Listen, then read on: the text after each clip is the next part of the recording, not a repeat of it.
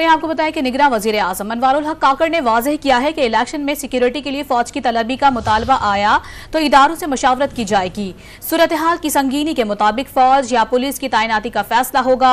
Don news के programme news आई में गुफ्तगू के दौरान कहा कि कोई जमात उन्हें शमूलियत के लिए कहेगी तो ओहदा खत्म होने के बाद गौर करेंगे। जो लोग 9 मई वाकयात में मुलविस नहीं, इन पर कोई पाबंदी नहीं। पीटीआई को इलेक्शन कमीशन से रोके जाने की कोई शिकायत आई तो देखेंगे।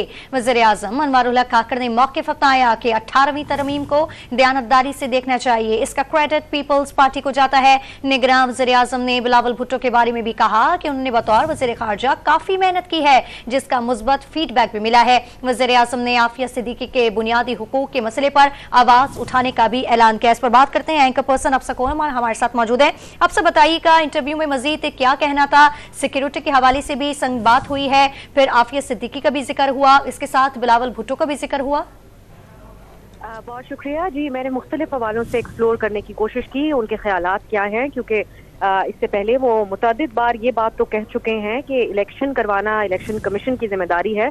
लेकिन जब आज उनसे जानने की कोशिश की, क्योंकि आज टॉपिक ऑफ डिस्कशन यही था कि क्या ये सिक्योरिटी फराहम की जाएगी, क्योंकि कुछ सियासी जमातों बिलखुसूस मौलाना साहब की तरफ से बारहा ये बात कही जा रही है कि मुल्क में जो सिक्योरिटी हालात हैं उनकी बेसिस पे वो लोग कैंपेन नहीं कर पाएंगे। तो जैसा कि आपने भी आगाज में जिक्र किया है, उन्होंने इस हवाले से कहा कि जैसे ही राब्ता किया जाएगा तो हम ये डिस्कशन जो है इसके ऊपर डिस्कशन की जाएगी कि कितनी किस हद तक सिक्योरिटी फराहम की जा सकती है। इंतखाबात के हवाले से एक बात जो मैंने महसूस की कि उन्होंने रिपीटेडली कही वो ये थी कि उन्होंने कहा कोई भी सियासी जमात जो सिक्योरिटी का हवाला दे रही है या मौसम की भी बात कर रही है वो इलेक्शन डिले की बात नहीं कर रहे हैं।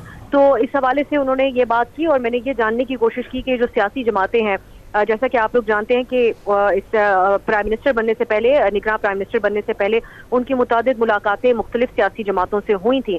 तो उनके किस सियासी जमात के बारे में किस किस्म के ख्यालात हैं, जब ये जानने की कोशिश की तो मैंने मरियम साहिबा के हवाले से कैटेगोरिकली उनसे पूछा, जिनके बारे में उन्होंने यही कहा, एलिगेंट का एक तो लफ्ज़ उनकी तरफ से इस्तेमाल किया गया, लेकिन उन्होंने कहा कि वो अच्छी सियासी बसीरत रखती हैं और लेकिन उन्होंने तारीफी कलिमात अदा किए बिलावल भुट्टो साहब के हवाले से और उस फीडबैक का जिक्र किया जो वो कहते हैं कि फॉरेन ऑफिस की तरफ से उनके बारे में बहुत अच्छे जो है वो फीडबैक के अल्फाज इस्तेमाल किए गए हैं।